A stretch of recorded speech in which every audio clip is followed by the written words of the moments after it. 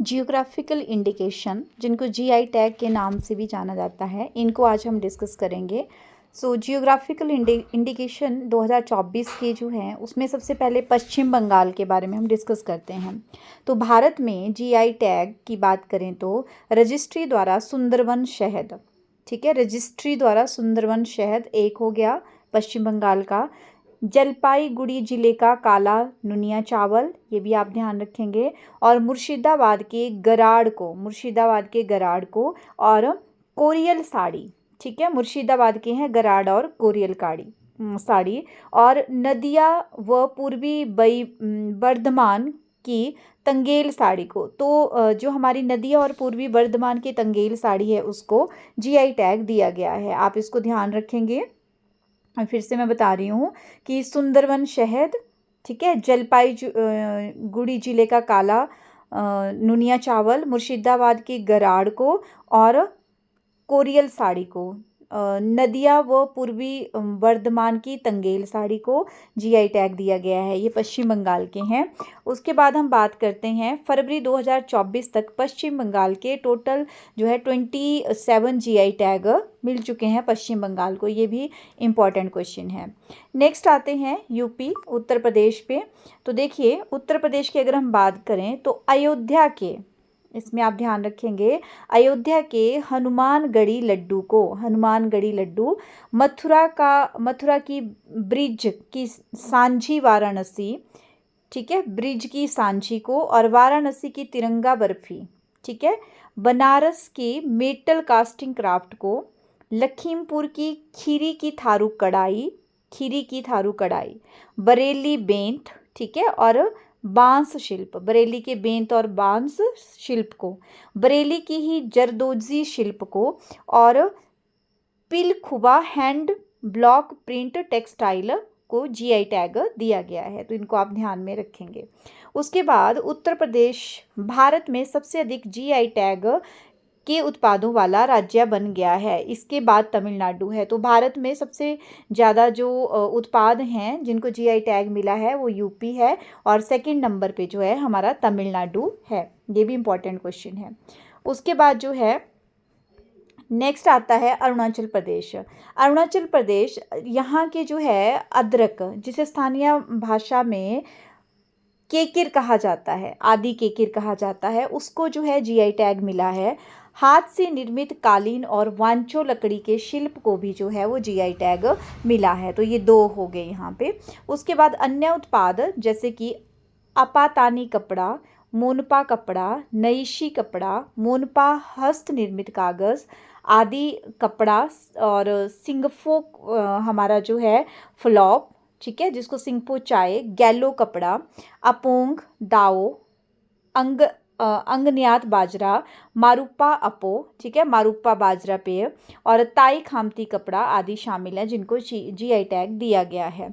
अरुणाचल प्रदेश के याक चुरपी, जो पनीर को कहा जाता है याक चुरपी, तथा खावताई, मतलब ये खामती चावल है जिसको वहाँ के लोकल भाषा में खावताई कहा जाता है उसको, और तांगसा वस्त्र को जो है वो जीआई टैग प्राप्त हुआ है। तो इसमें मेन तो आप ये याद रखेंगे, यहाँ पे केकिर अदरक है ना, हस्त निर्मित कालीन, और यहाँ पे डिफरेंट काइंड्स के जो कपड़े हैं उनको, और एक पनीर है यहाँ पर याक चुरपी। और यहाँ क्वेश्चन आ सकता है याक चुरपी क्या है, तो अरुणाचल की एक पनीर है, ठीक है, जिसको जीआई टैग मिला हुआ है। तो इस तरह से आप इनको याद रखेंगे।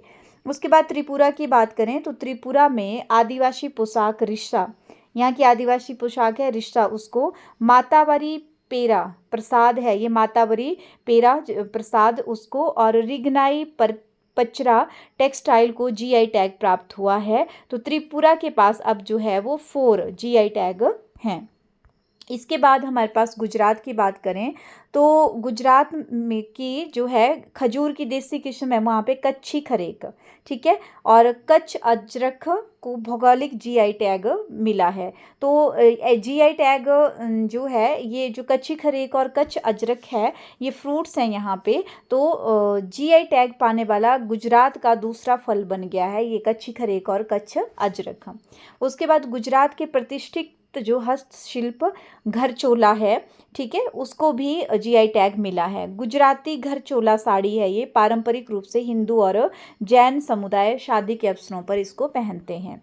उसके बाद हम उड़ीसा की बात करते हैं तो उड़ीसा में कपड़ा गंडा शॉल, लांजिया सौरा पेंटिंग और कोरापुट काला जीरा।